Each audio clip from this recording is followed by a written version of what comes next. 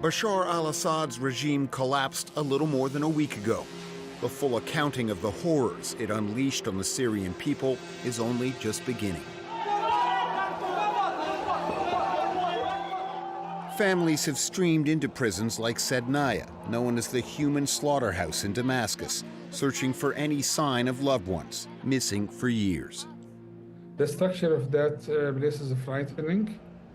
Everything is frightening, especially the smell of that prison. When you enter that prison, you smell death, you smell, I don't know. Amar Al-Samo is with the Search and Rescue White Helmets Civil Defense Group. It spent days poring over plans and searching the massive complex. Those who were responsible for Sednaya prison, before they left, they closed all the doors and they left the prison.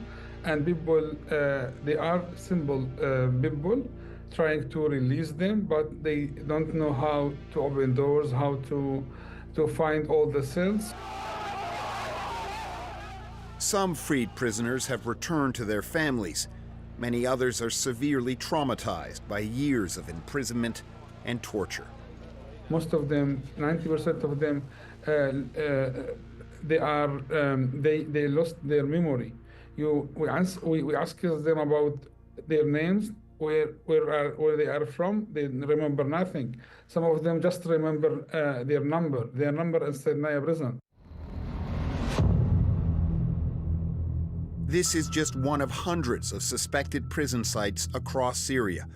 As they are searched, the family of American journalist Austin Tice hopes he is finally found. There has always been the knowledge that Austin is alive, and I think for us, a big part of that is just the fact that we haven't heard the opposite. Simon Tice is Austin's brother. The former American Marine turned to freelance journalism early in Syria's civil war. Between the shells, it's been a quiet day today here in the town of Al-Tal, just north of the Damascus capital. In 2012, Tice disappeared. This video, released in September of that year, is the last time he was seen. Oh, Jesus. Oh, Jesus. The biggest issue that we face is essentially that no one has taken responsibility for that disappearance. And so we have information from our government, from outside of our government, that indicates that he was being held in Syria by the previous Assad regime, but they've just never taken responsibility for that, and that's been a big complicating factor.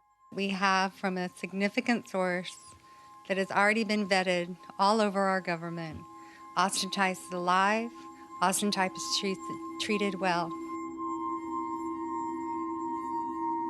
Over the years, the family has kept Tice's case on the radar of the U.S. government, and Washington has long said it believed Tice was being held by the Assad regime. Now it's pressing the Islamists forming government in Syria to find him. We've been in contact with HTS and with other parties. We have impressed upon everyone we've been in contact with the importance of helping find Austin Tice and bringing him home. Simon Tice says it's not a surprise his brother wasn't found in a high-profile, notorious prison like Sednaya. We do have this feeling and understanding that Austin has been what we would call a high-value prisoner, probably kept away from those larger prisons where many people might have seen him. We know that this is going to be a process of discovering the secret prisons where they were keeping potentially higher value or political prisoners. As families search prisons and morgues, one group has spent more than a decade documenting the crimes of the Assad regime. Bill Wiley is the executive director of the Commission for International Justice and Accountability. We started collecting documents in 2012, and the idea was to set the foundation ultimately for an international court or tribunal. The commission now has 1.2 million pages of documents that offer a bureaucratic accounting of state repression, smuggled out by the then opposition. Even the material of security intelligence services that are busy hoovering people up, torturing them, killing them, and so forth. It's very machine-like, if I might put it that way.